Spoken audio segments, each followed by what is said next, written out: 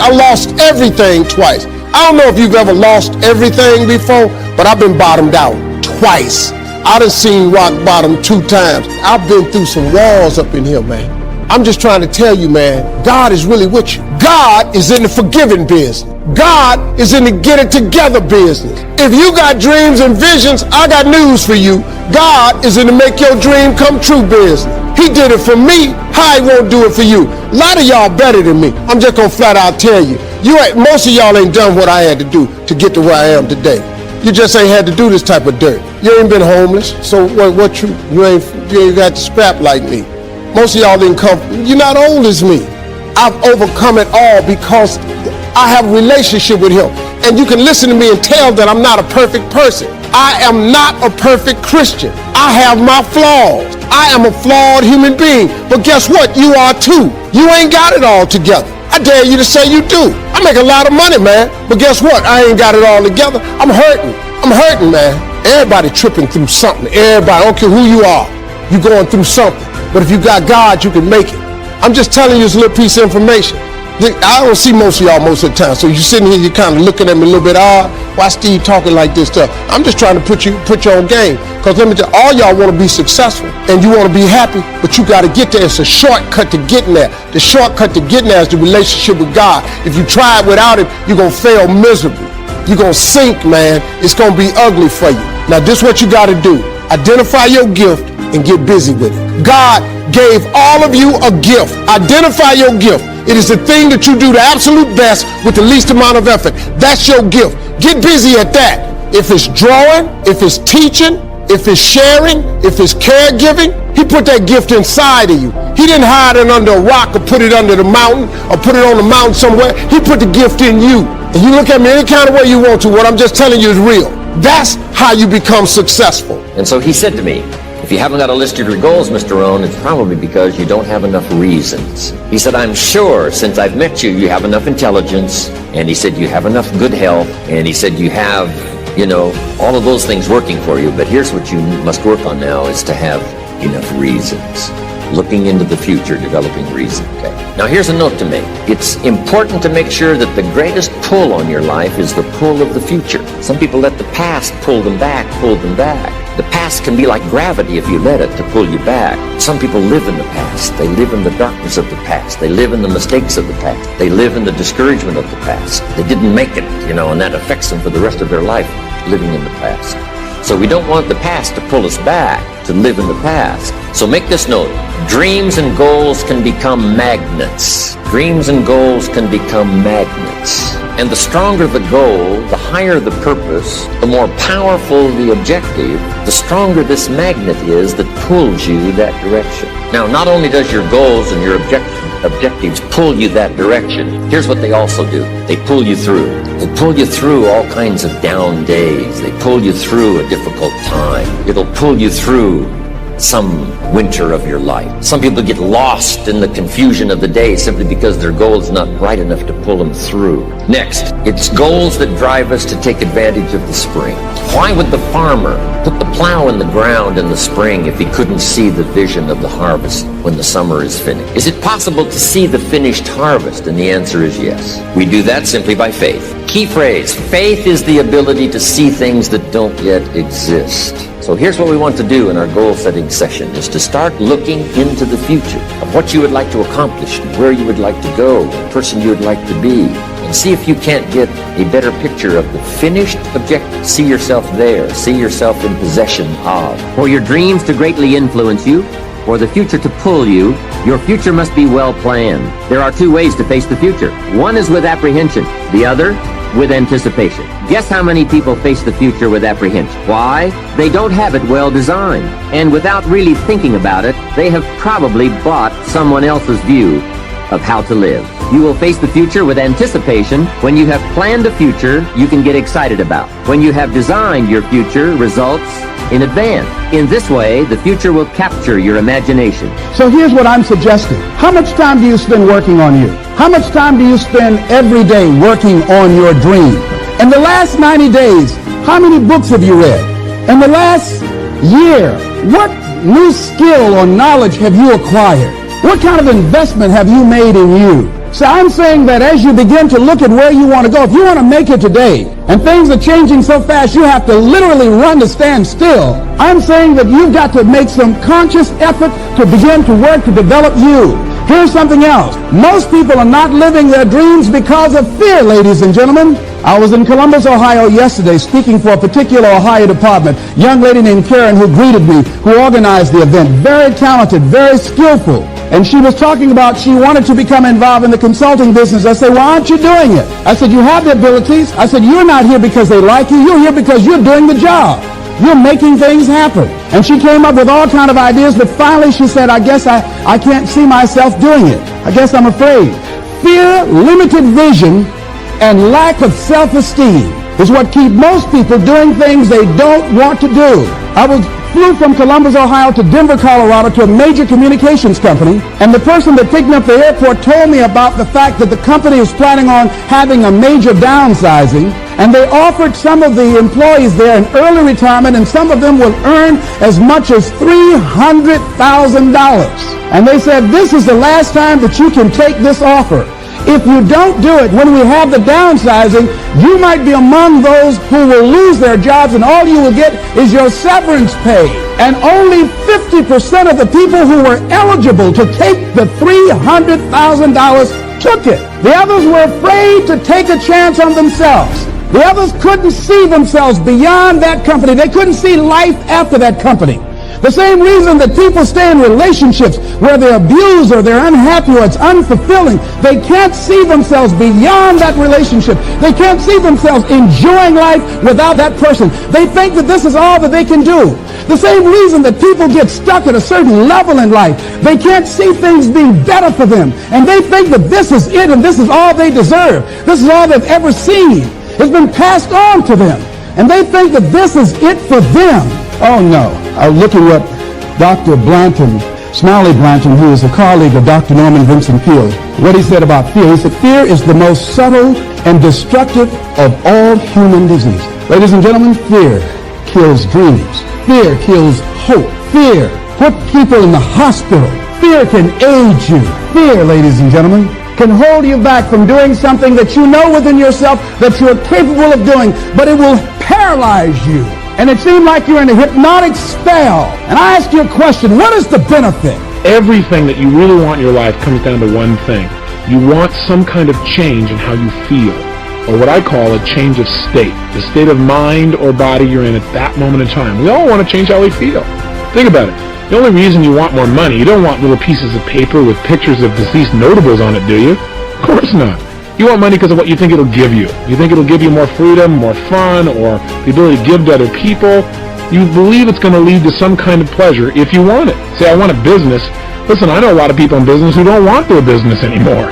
The bottom line is it's not the business you want, it's what you think a business will give you, the feeling changes you think it will give you. Somebody says, I want to get married. They want to get married because of what they think that will give them. Or I want a relationship. They think it's going to give them a certain kind of feeling. That's what drives all of our behaviors. Challenge me on this. See if you can find an exception. Is there anything in your life that you really, really want that the reason you want it doesn't come down to eventually some feeling you're going to get if this thing happens in your life?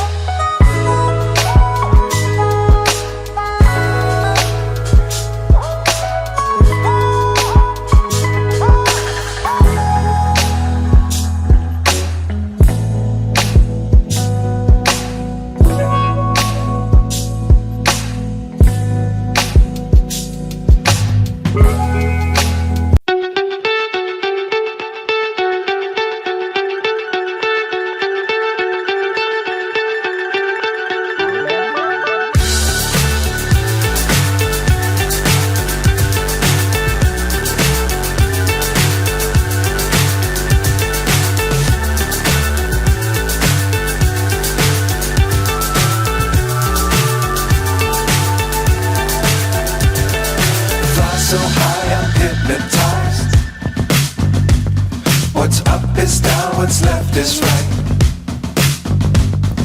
Chasing stars and holding you. I can't see the end, but we'll see it through.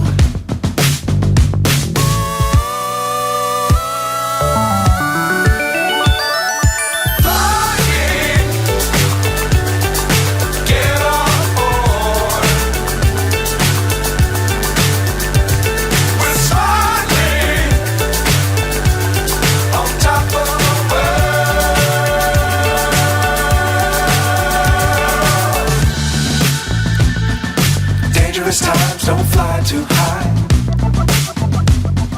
Be sure to keep the ground in sight. Fly forever if you keep it tight. Love the world but keep the sky on your mind.